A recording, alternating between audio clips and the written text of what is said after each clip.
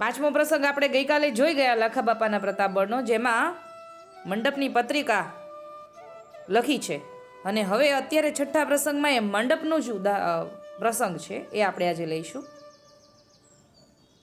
પ્રસંગ છઠ્ઠો છે, મોટી ખિલોરીમાં મારડિયા વૈષ્ણવ લખમણભાઈના પિતાશ્રી નારણ બાપા રહે. એકવાર નારણ બાપા હરિપરમાં લાખા બાપાના મંડપ ઉપર આવેલા. કે લાખા બાપાએ જ્યારે માંડવો કર્યો ત્યારે આ નારણ બાપા ત્યાં પધાર્યા હતા.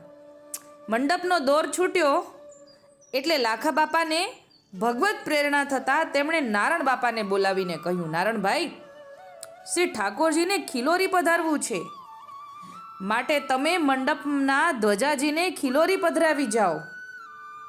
લાખા બાપાની આ ઓચિંતી વાતથી નારણ બાપા જરા વિચારમાં પડી ગયા, પણ તેમણે લાખા બાપાના પ્રતાપબળનો અનુભવ કર્યો હતો એટલે તેમના વચન ઉપર વિશ્વાસ રાખીને ધ્વજાજીને ખિલોરી પધરાવી ગયા.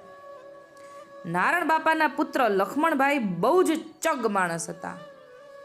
લાખા બાપાના પ્રતાપની તેમને વાત તો સાંભળી હતી, પણ પ્રત્યક્ષ અનુભવ વિના તે માનવા તૈયાર નહોતા. નારણ બાપા હરિપરથી અચાનક ધ્વજાજી પધરાવી લાવ્યા ત્યારે લખમણભાઈએ કહ્યું, બાપા, તમે ધ્વજાજી પધરાવી લાવવામાં જરા ઉતાવળ કરી દીધી છે, આપણે કાંઈ તૈયારી તો નથી. એટલે નારણ બાપાએ કહ્યું, લખમણ, મેં તો લાખા બાપાના વચન ઉપર વિશ્વાસ રાખીને આ કામ કર્યું છે.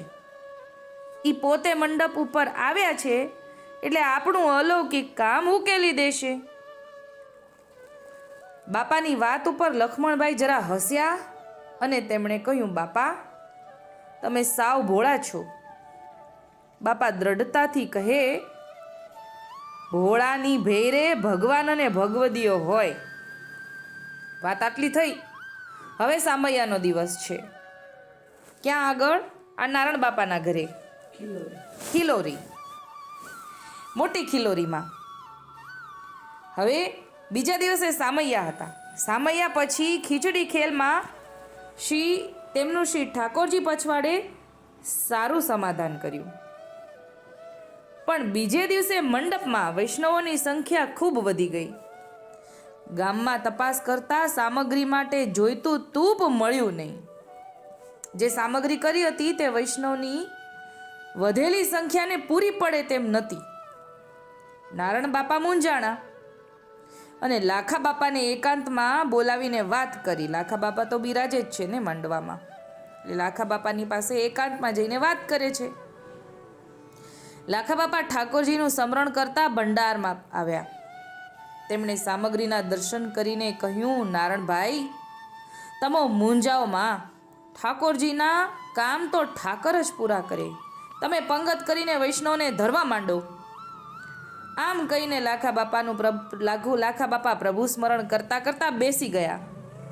ધાર્યા કરતા 3 ગણા વૈષ્ણવે પ્રસાદ લેવા છતાંય જેટલી સામગ્રીના દર્શન કર્યા હતા તેમાં લેશ માત્ર ન્યૂન્યતા દેખાય નહીં. લાખા બાપાના પ્રત્યક્ષ પ્રતાપનો અનુભવ કરીને લખમણભાઈ તો તેના પગમાં પડી ગયા. હવે આ લખમણભાઈ જે અગાઉ લખ્યું ને કે ચગ હતા, નારણભાઈના દીકરા, એમને તો પ્રત્યક્ષ અનુભવ કરવો હતો. એ અનુભવ થઈ ગયો અને ચરણમાં પડી જાય છે. અહીંયા લાખા બાપાના પ્રતાપબળના 6 પ્રસંગને આપણે વિરામ આપીએ છીએ. અત્યારે આટલું જ બોલીને મારી નાની વાતને વિરામ આપું છું. બોલ શ્રી ગોપાલ લાલ કી જય. લાખા બાપાને આપણા દંડવત પ્રણામ પહોંચે.